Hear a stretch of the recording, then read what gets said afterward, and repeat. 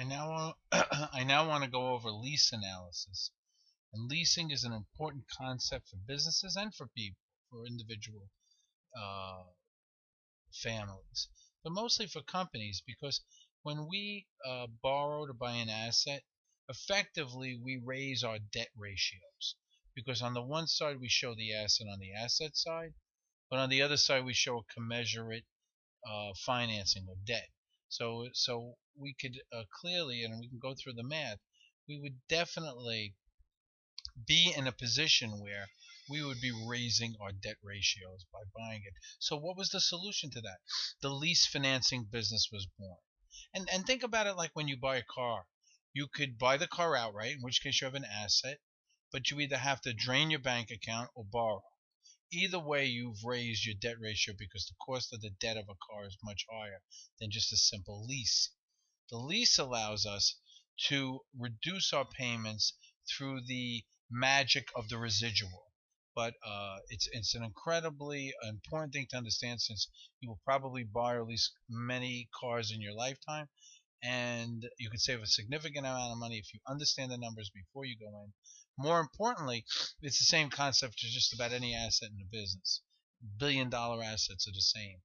Heavy equipment in a construction company. Just about anything that has to do with equipment financing, plane financing, building financing, that sort of thing. Well, less real estate, but more. This is more applicable to a vehicle. So let's take a look at a vehicle. We have a cost of $40,000.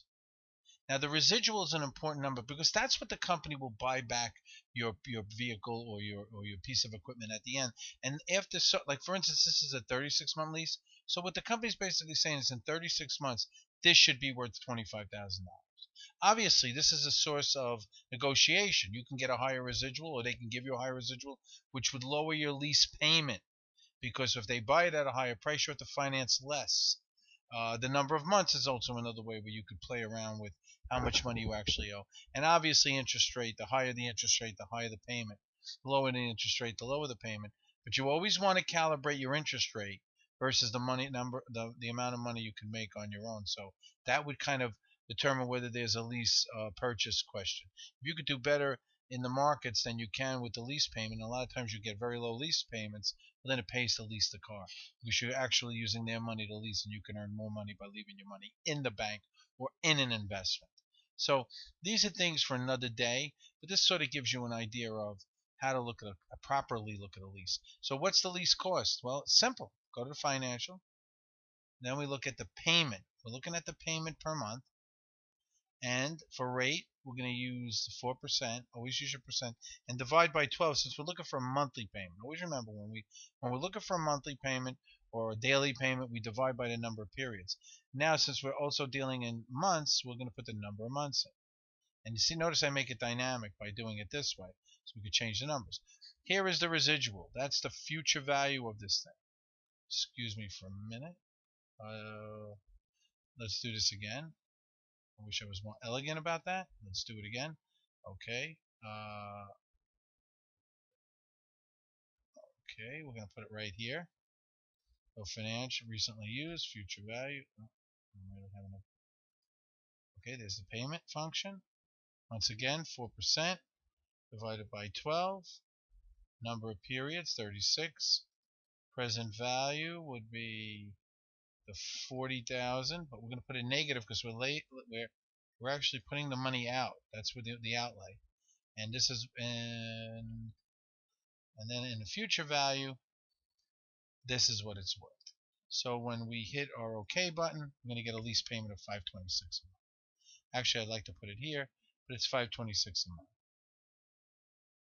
So watch what happens if I change my numbers. If I borrow at a higher rate, let's say 7%, notice my lease payment goes up.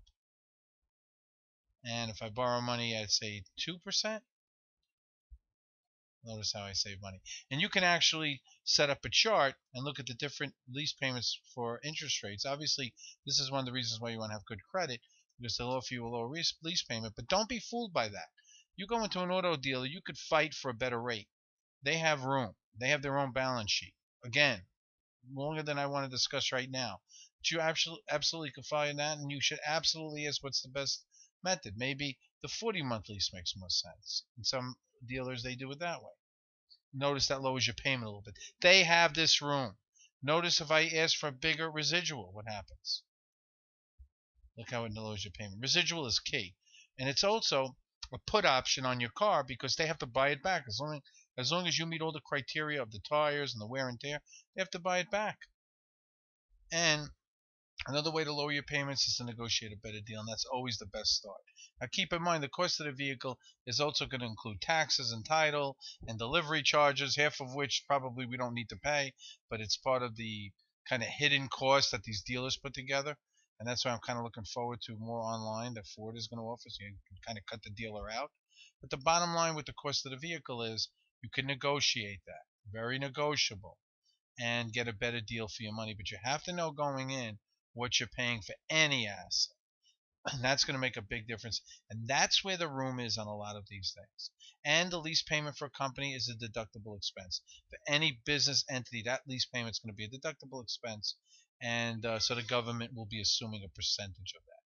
But I hope that you copy this, use it. It gives you a great idea as to how malleable these lease payments are and where the negotiations come into play. But obviously, you're basically financing the difference between the residual and the cost of the vehicle, and there's big room here for negotiating. And if you're not prepared ahead of time, you can easily spend 10, 20, 30% more in a car. And if the salesman's smiling when you're signing the papers, you didn't do a good job. So I hope this helps. It's a good view of leases. It's a deductible expense for a company. And we'll be talking more about this. And I will be preparing more YouTubes. Thank you.